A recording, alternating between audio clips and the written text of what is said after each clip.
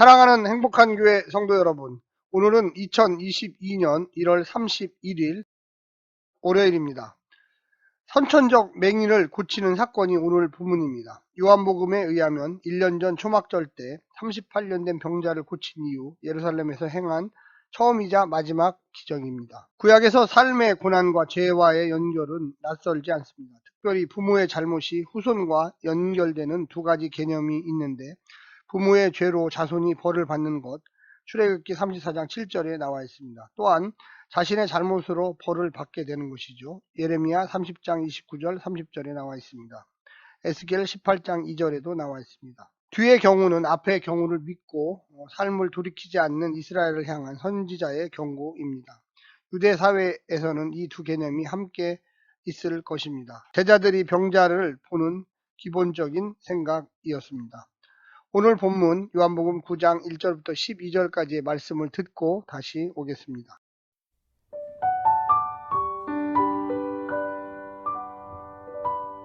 요한복음 9장. 예수께서 길을 가실 때 날때부터 맹인된 사람을 보신지라.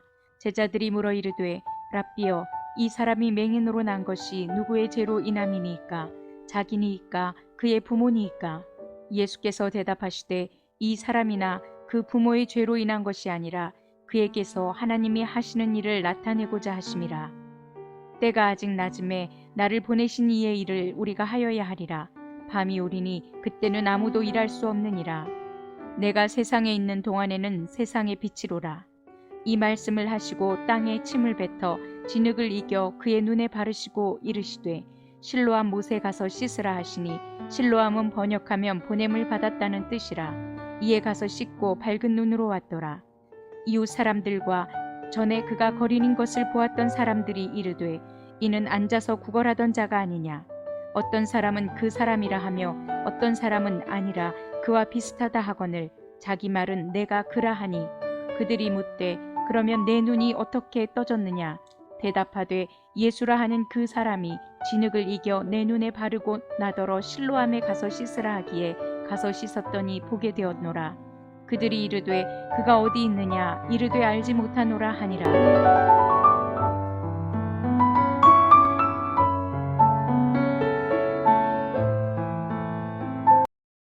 오늘 본문은 1절은 사건의 배경입니다. 2절부터 5절까지는 제자들과 예수님과의 대화입니다. 6절부터 7절은 예수님의 치유 과정입니다. 8절부터 12절까지는 기적 이후의 상황을 이야기하고 있습니다. 오늘 본문을 좀 더 세분해서 같이 나누고자 합니다. 요한복음 안에서 나타나는 표적은 믿음과 관련되어 있습니다. 표적은 사람들에게서 예수님이 메시아라는 믿음을 가지도록 합니다. 그리고 표적이 나타난 이후에 예수님의 표적과 연관된 긴 가르침이 있습니다. 그래서 표적 5의 강론으로 연결되어집니다. 사람들은 표적을 단지 외형적 이 땅과 연관시켜서만 해석하는데, 예수님은 반드시 내면적 하늘의 뜻과 연관시킵니다. 유대인들은 그 표적의 의미를 이해하지 못합니다. 세 번째, 마지막, 예수님이 메시아 개념을 오해한 것에 대하여 강론을 하십니다. 소경이 눈을 뜬 것은 단지 물리적으로 눈이 열린 것만이 아니라 영원한 진리, 영원한 세계를, 그래서 소경이 참 실제를 알기를 원했던 것입니다. 그래서 5절에 보면 내가 세상에 있는 동안 나는 세상의 빛이다라고 세 번역의 주님이 말씀하시고 있습니다. 오늘의 이 사건은 안식일에 있었습니다. 요한복음은 9장 안에서 특히 8장 12절에 나는 세상의 빛이다. 나를 따르는 사람은 어둠 속에 다니지 아니하고 빛을 얻을 것이다 라고 이야기합니다. 초막절 말씀으로 세상의 빛 대신 예수님에 대하여 한편의 드라마를 보여주고 있는 것입니다. 오늘 본문 1절부터 12절까지는 소경 이야기는 예수님과 바리새파 사람들 사이에 벌어진 논쟁, 13절부터 38절의 서론적 역할을 하고 있습니다. 이와 같은 예를 요한복음 5장에서 38년 된 중풍병자를 고친 안식일 논쟁에서 찾을 수 있습니다. 역시 병고침의 표적보다 예수님이 누구인가에 대한 논쟁입니다. 9장의 소경 이야기가 38년 된 중풍병자 치유 이야기 패턴과 비슷합니다. 9장 소경의 눈뜬 이야기의 핵심은 죄와 고통입니다. 제자들이 먼저 2절, 선생님, 이 사람이 눈먼 사람으로 태어난 것이 누구의 죄입니까? 사람의 죄입니까? 부모의 죄입니까? 라는 형식으로 질문을 던집니다. 결국 이 내용은 죄는 죽음, 곧 고난을 가져오는 신학적 원칙을 배경으로 하고 있습니다. 주 1세기 유대인들은 병이나 고난의 원인을 인과론적으로 어떤 원인이 결과를 가져온다고 생각했습니다. 당대의 육체적, 정신적 고통은 반드시 죄로 연결된다고 생각했습니다. 결국 죄를 지으면 고통이 시작된다는 것입니다. 그래서 심한 질병이나 고질병은 저주를 가져오는 죄를 지었을 것이다 라고 바라보는 것이 일반적 사회적 통념이었습니다. 예수님의 죄사함에 대한 비유들은 시편 103편 3절에 주님은 너의 모든 죄를 용서해 주시는 분, 모든 병을 고쳐주시는 분에 근거하고 있습니다.